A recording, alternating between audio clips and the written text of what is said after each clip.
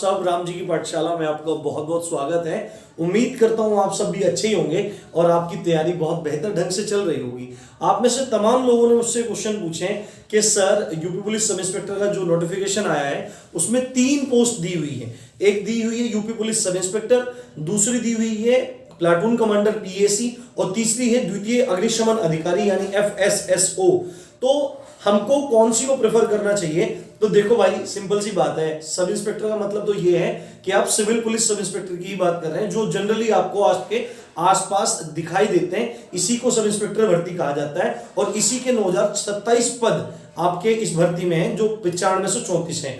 तो अब आप में से एक मंशा ये बन रहती है कि चलो इसको तो हम जानते हैं, उसके बाद ये पीएसी प्लाटून कमांडर क्या है और एफएसएसओ क्या है, इनका जॉब प्रोफाइल क्या है, इनको छुट्टी कितनी मिलती है, इनका वर्कलोड क्या है, इनको सैलरी कितनी मिलती है और इनकी लाइफ कैसी होती है, ये जानने का प्रयास आज हम करेंगे। और आप इस चीज को अच्छे से समझ लीजिए, क्या पता आप अपनी पोस्ट पोजीशन को चेंज कर दें अपनी आवश्यकता अनुसार।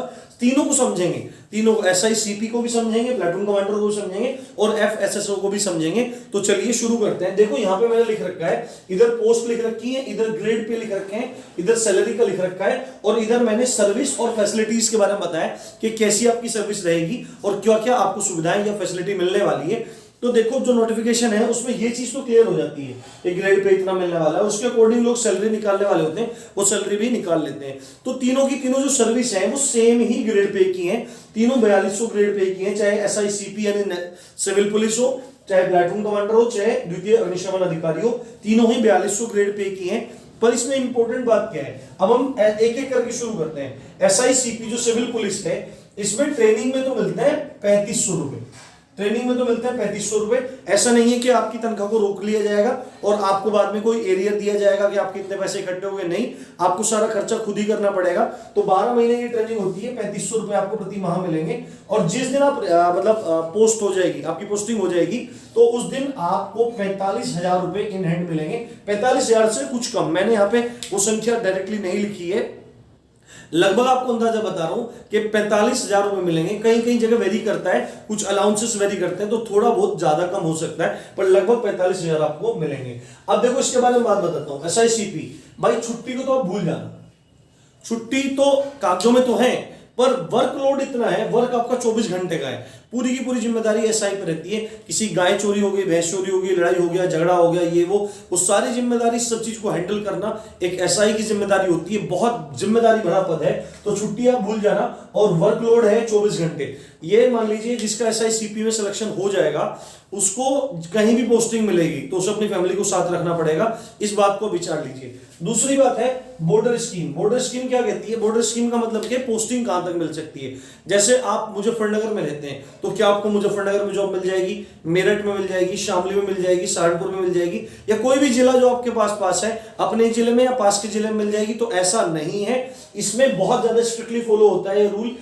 SICP में अपनी रेंज में पोस्टिंग नहीं मिलेगी, उसके दूसरी रेंज में मिल सकती है। जैसे अपन लोग कहां से बिलोंग करते हैं, सहारनपुर रेंज से बिलोंग करते हैं। सहारनपुर में मुजफ्फरनगर आता है, शामली आता है और खुद सहारनपुर आता है। तो अगर आप मुजफ्फरनगर के हैं या शामली के, सहारनपुर के हैं, तो आपको इन तीनों जिलों में से कहीं भी पोस्टिंग नहीं मिलेगी। हमारे बराबर में रेंज है, मेरठ रेंज है। मेरठ रेंज में गाजियाबाद है, बागपत है, नोएडा है और बुलंदशहर है। ये 5, 6, 7 जिले हैं। इन जिलों में मेरे को कहीं भी पोस्टिंग मिल सकती है। मेरे को मतलब आप कोई भी अप्लाई कर रहे हैं उसको यहाँ पे पोस्टिंग मिल जाएगी, कोई दिक्कत नहीं है। पर इन 3 जिलों में नहीं मिलेगी। अगर उन 7 जिलों का कोई है तो उन 7 जिलों में नहीं मिलेगी, इधर मिल जाएगी। यानी कि एक रेंज छोड़कर मिलती है, तो ये आप बात पक्की मान लीजिए। दूसरी बात है, बहुत ज्यादा बिजी शेड्यूल है। और क्वार्टर की बात बताता हूं मैं, क्वार्टर मिल जाते हैं, क्वार्टर मिल जाते हैं। कई बार एक जगह एक पुलिस लाइन में क्वार्टर मिल जाते हैं, रह लेते हैं। पर क्वार्टर अगर नहीं भी मिलते हैं तो जो HR होता है वो मिल जाता है, आपको होम अलाउंस मिल जाता है और हाउस रेंट अलाउंस मिल जाता है, और वो मिल जाएगा तो आप कहीं भी किराए पे लेके रह सकते हैं, वो कोई दिक्कत नहीं है। पर ये मान लीजिए आपकी 24 आवर्स सर्विस है, आपकी बहुत ज्यादा बिजी लाइफ होने वाली है, ये बात निश्चित मान लीजिए। अब बात करते हैं PSC प्लाटून कमांडर की। तनख्वाह के और ग्रेड पे के बारे में हम बात कर चुके हैं। देखो PSC की एक कंपनी में 3 प्लाटून होते हैं। PSC की एक कंपनी में 3 प्लाटून होते हैं और तीनों ही प्लाटून के जो अलग अलग कमांडर होते हैं उन्हीं को प्लाटून कमांडर बोला जाता है। बहुत ही रिलैक्सिंग लाइफ है, एकदम मस्त लाइफ है। वर्क क्या है, मस्त है, खाओ पियो मजे लो, कोई दिक्कत नहीं है। और जाके अपना मैच वैच देखो, मैच वैच साथ चलता है सब। पीएससी क्या काम करती है, दंगा नियंत्रण काम करती है। दंगा हो जाता है कहीं तो ही काम होता है, छुट्टी मिल जाती है, छुट्टी भी अच्छी खासी मिल जाती है इसमें पीएससी में। और जो प्लाटून कमांडर होता है वो अपने सिपाही को 3 दिन की छुट्टी देने के लिए भी अधिकृत होता है, इतनी भी पावर है। देखो एक टीचर की लाइफ बहुत ज्यादा मस्त होती है, पर टीचर की लाइफ से कम जिंदगी भी किसकी नहीं है, इस प्लाटून कमांडर की नहीं है। आप अगर आगे की तैयारी करना चाहते हैं, आगे सिविल सर्विस की तैयारी या किसी अदर एग्जाम की तैयारी करना चाहते हैं, तो आप ये कोर्स प्रेफरेंस भरें, आपकी जिंदगी बहुत अच्छी हो जाएगी और आपको कोई भी मतलब ज्यादा बर्डन नहीं रहने वाला है। काफी अच्छी लाइफ है इसमें। बस काम कब होता है, जब कहीं पे दंगा हो जाता है या कहीं पे आपकी बटालियन या आपकी कंपनी मूव कर रही है, तो वहां पे आपकी जिम्मेदारी बढ़ जाती है, तो वहीं पे इसका काम रहता है। ज्यादा घूमते फिरते रहते हैं और जहां पे स्टे करना होता है वहां पे तंबू गाड़ लेते हैं, कैंप लग जाते हैं, वहीं पे अपनी मस्ती से रहते हैं और जिंदगी अच्छी है।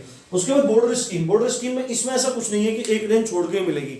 अगर आपके पास में, जैसे हम लोग जैसे मैं मुजफ्फरनगर में रहता हूँ, तो हमारे पास में मेरठ में इसका पूरा का पूरा एक कंपनी है, मेरठ कैंट में इसका पूरा का पूरा एक कंपनी स्टे करती है, तो मेरे को वहां भी पोस्टिंग मिल जाएगी। अगर मैं अप्लाई करता हूँ तो मेरे को वहां पोस्टिंग मिल जाएगी। अगर मैं मेरठ से बिलोंग करता हूँ तो मेरे को मेरठ में मिल जाएगी। और अगर मेरे आसपास है ही नहीं, अपने जिले को छोड़कर, अपने जिले को छोड़कर अन्य पास के जिले में मिल जाएगी, अपने जिले में नहीं मिलेगी, पास के जिले में मिल जाएगी।